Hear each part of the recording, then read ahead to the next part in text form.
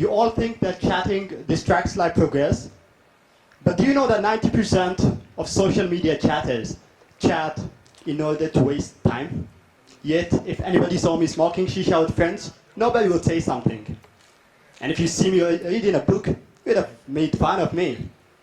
I'm telling all these arguments because today, that matters to our generations, our children, our present, our world.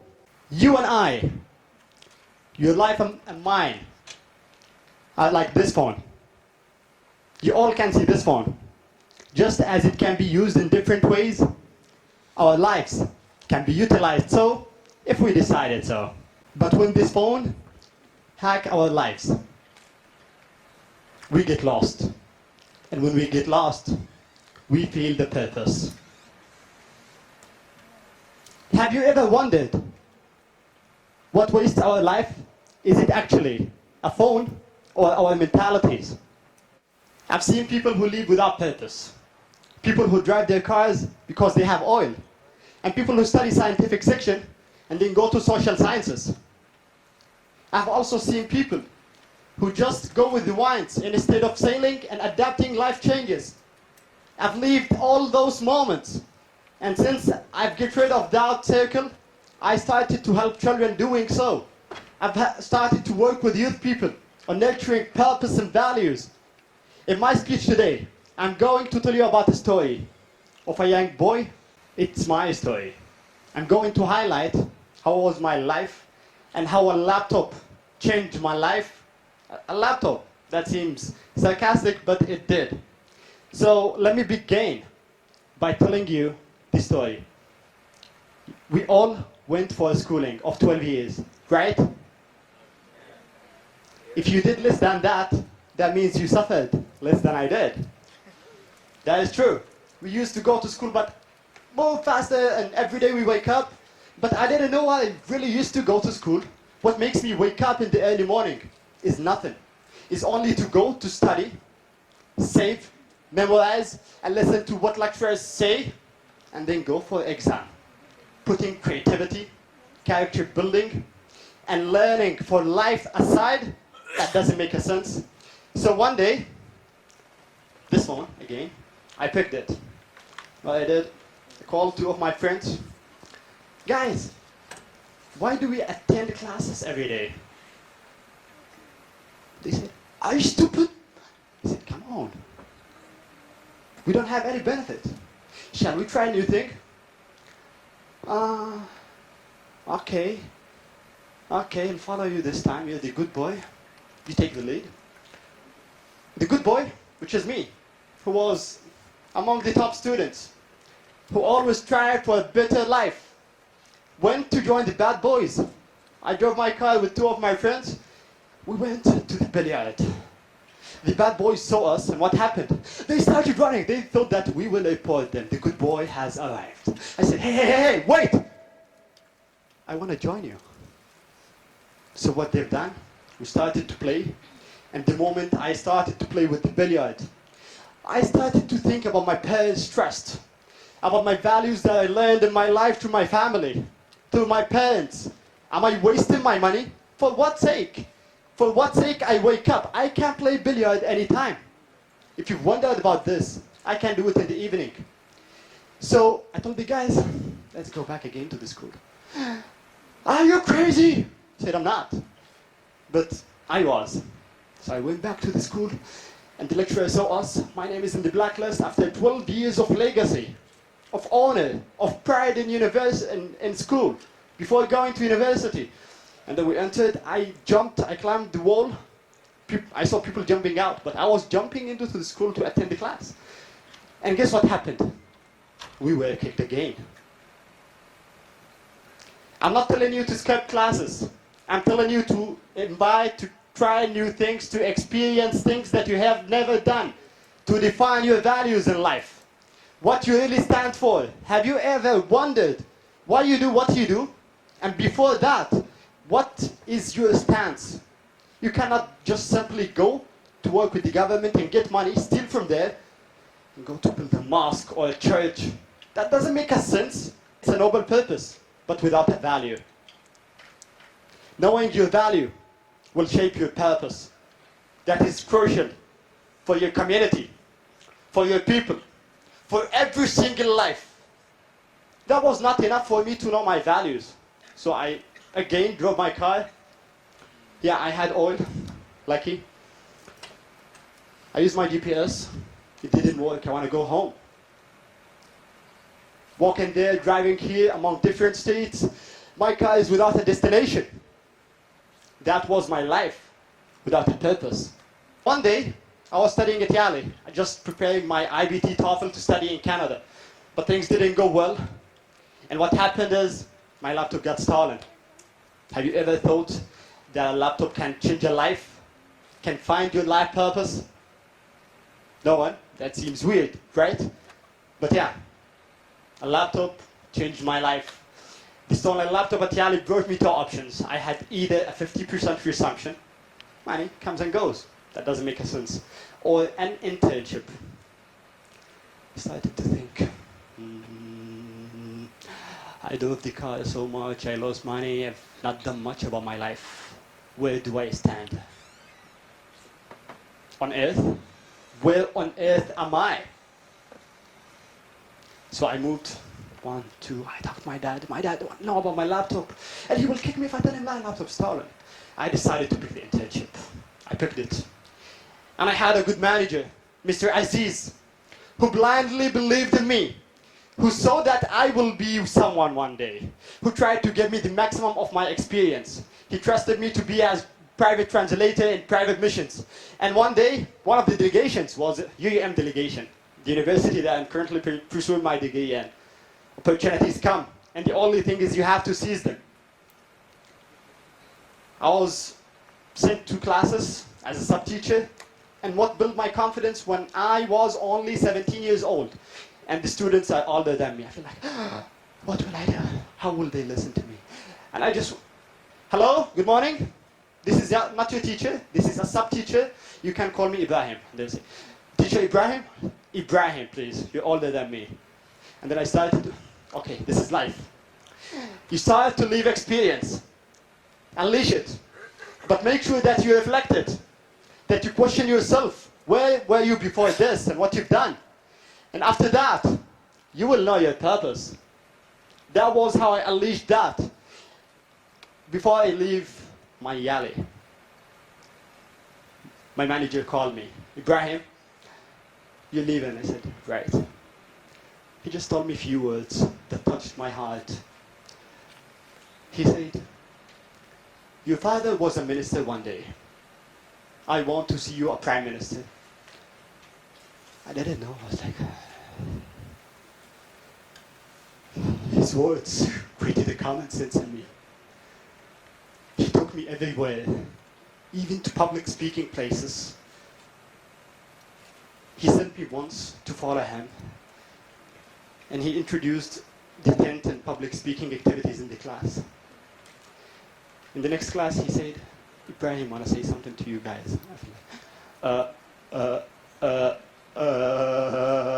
didn't know what to say. My confidence is not there. A man, a positive environment can change a life, inspire a nation, and make a meaningful purpose of living. I had to leave. I started to think where I want to be. I'm only 17 years old and I have to see my life for my community, for my people, and the world. Not only for Yale. So I had to quit my job, even I got to be an employer. I've been training, I was evolving.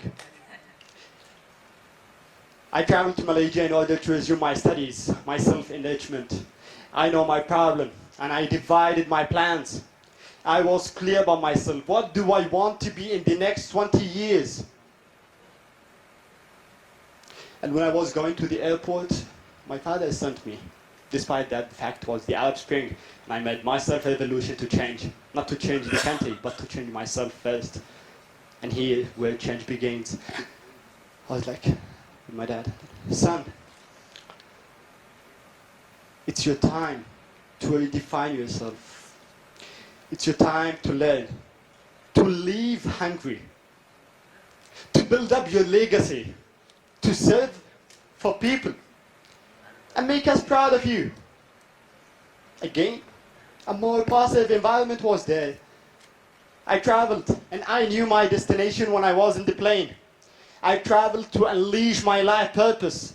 I came because I know what I'm gonna do, what I have to be, and it was the state of being or not being for the next 20 years. I became a student of international affairs, and this is where you have to read much and be critical, but after boarding school, I had to change the way I live. I read in many fields, even in chemistry, that I had a basic view of the world and how is it going. That was not enough, so I had to move in the next year from foundational theories into real life. I committed a bit, and I joined the Yemeni Student Association. I won the confidence of my people, where a PhD was my vice president. I saw nothing. Some people started to hate me, not because of me, not because I'm a bad guy, but because of my success.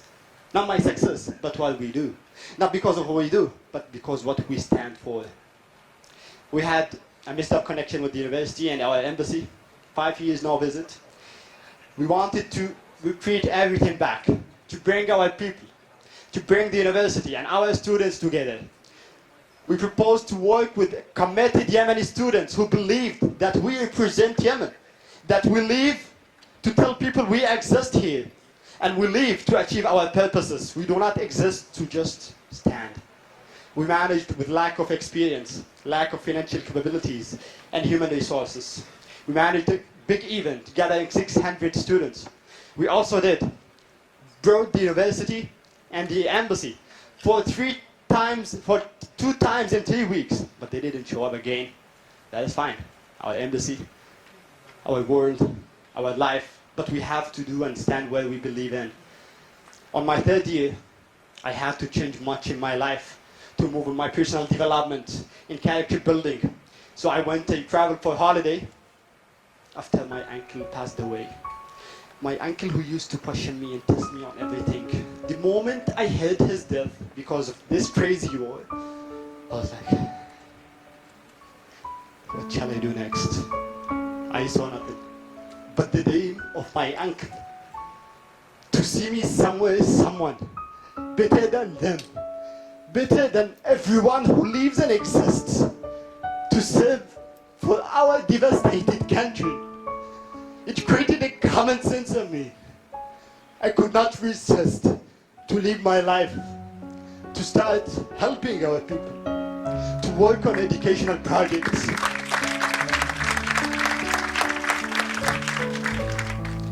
It's not enough. It's not enough. It's not enough.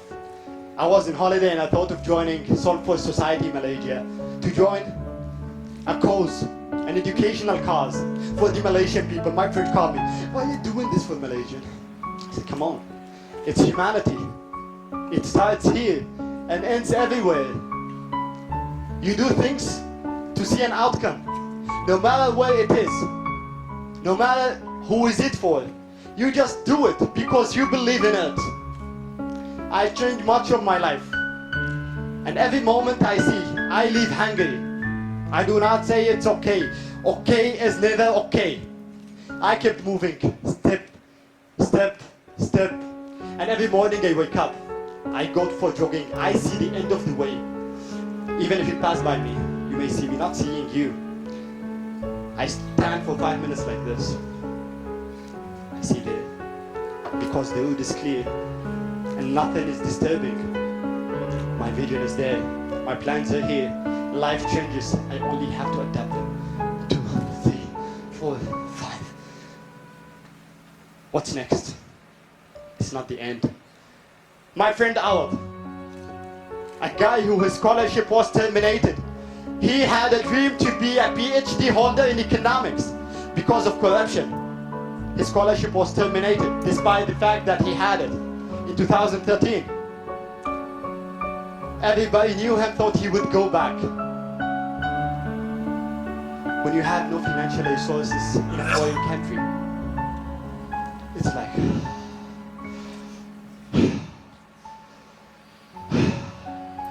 You breathe hard because you cannot leave. He took his life out of the slums. He saw his dreams there. He ignored the environment. He made something out of him. He saw his dream. He saw his vision. He got the people he needed.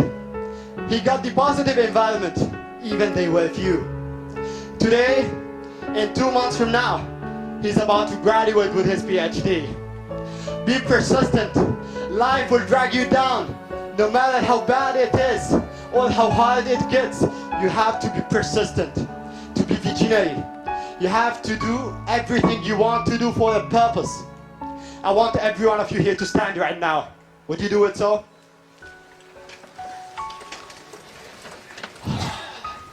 I've been serious a bit. I want you to put your hands. Yeah. Hold your hearts. Close your eyes.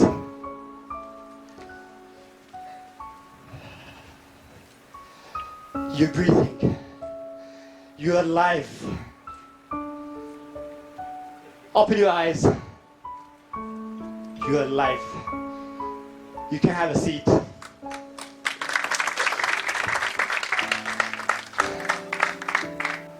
In this picture, you know who's this guy?